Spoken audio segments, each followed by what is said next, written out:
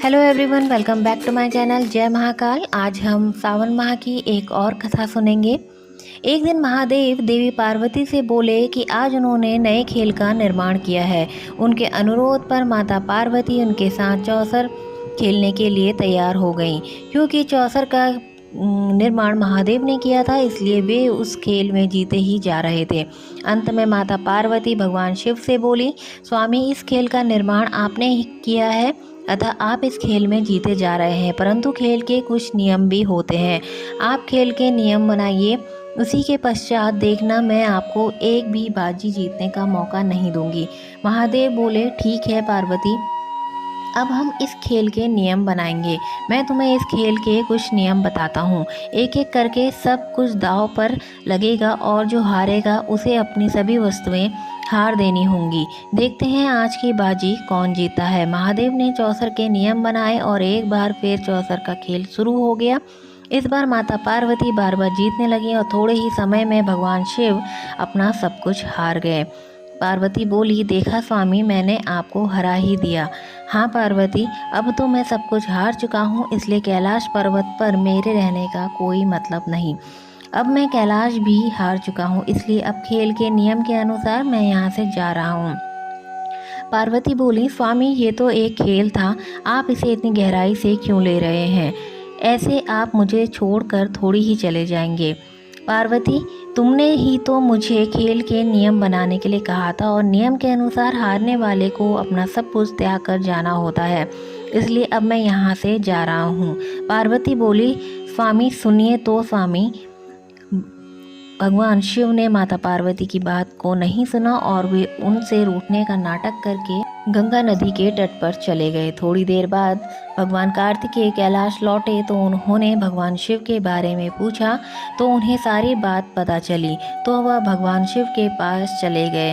अब तो महादेव भी जा चुके थे और कार्तिकेय भी, इसलिए माता पार्वती और चिंतित हो गई। गणेश जी से अपनी माता की चिंता देखी नहीं गई, वे भगवान शिव को ढूंढने निकल पड़े। भगवान शिव हरिद्वार में कार्तिकेय जी के साथ भ्रमण करते हुए मिले और विष्णु जी भी उनके साथ थे। भगवान गणेश बोले, पिताश्री माताश्री आपके बिना बहुत दुखी हैं, वे आपको बहुत याद कर रही हैं। उन्होंने मुझे आपको अपने साथ लेकर चलने के लिए आग्रह किया है, कृपा करके मेरे साथ चलिए। महादेव बोले, पुत्र, तुम्हारी माता एक बार फिर मेरे साथ चौसर का खेल खेले तो मैं तुम्हारे साथ चल सकता हूँ, यही नियम है। मैंने अपना सर्वस्व खेल में हारा है, उसे वापस लाने के लिए फिर से एक बार खेल तो खेलना होगा ना। गणेश बोले, पुत्र ठीक है पिताश्री, मैं आपका ये संदेह माताश्री के कह देता हूँ। माता पार्वती ने महादेव के प्रस्ताव को स्वीकार कर लिया, क्योंकि शंकर जी अपना सब कुछ हार ही चुके थे। ऐसे में माता पार्वती ने उनसे पूछा कि उनके पास खेल में हारने के लिए क्या है। इस पर नारद जी ने अपनी वीणा शिव जी को सौंप दी। इस खेल में भगवान विष्णु ने भोले शंकर की इच्छा से पासे का रूप धारण कर लिया, पर यह बात माता पार्वती को पता नहीं थी।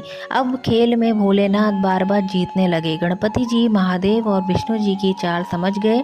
उन्होंने सारा वृतांत माँ को बताया तो वह भयंकर क्रोधित हो उठी। माता जी, आपके साथ छल हुआ है। विष्णु जी पासे के रूप में हैं, इसलिए पिताश्री खेल की हर बाजी जीते जा रहे हैं। पिताश्री जैसे जैसे चाहते हैं विष्णु जी वैसे वैसे चाल चल रहे हैं।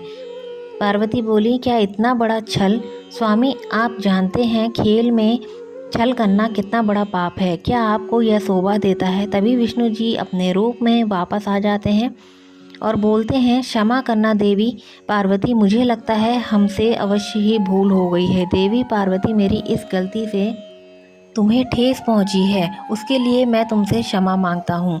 मैं तो बस हंसी ठिठोली कर रहा था, बात इतनी बढ़ जाएगी यह आभास नहीं था। विष्णु जी और देवर्षि नारद तो मेरे कहे अनुसार ही कार्य कर रहे थे, इनमें इनकी कोई गलती नहीं है। पार्वती बोली, नहीं नहीं, आपको यूँ क्षमा मांगने की आवश्यकता नहीं है, शायद मैंने भी खेल खेल में नियम कुछ ज़्यादा ही सख्ती से ले लिए। महादेव बोले, आपको भी तो इस बात से बहुत परेशानी हुई, मैं भी आपसे क्षमा मांगता हूँ। स्वामी, मेरी वजह से आप भी तो बहुत परेशान हुए और फिर इस तरह से माता पार्वती और भगवान शिव के बीच से सुलह हो गई। सच में पति पत्नी का रिश्ता ऐसा ही है, खट्टा मीठा मनमुटाव उनके प्रेम से परिपूर्ण रिश्ते में और भी मजबूती लाता है। तो दोस्तों, वीडियो पसंद आई हो तो लाइक शेयर कमेंट करें, सब्सक्राइब जरूर करें। जय Mahakal. Thank you for watching.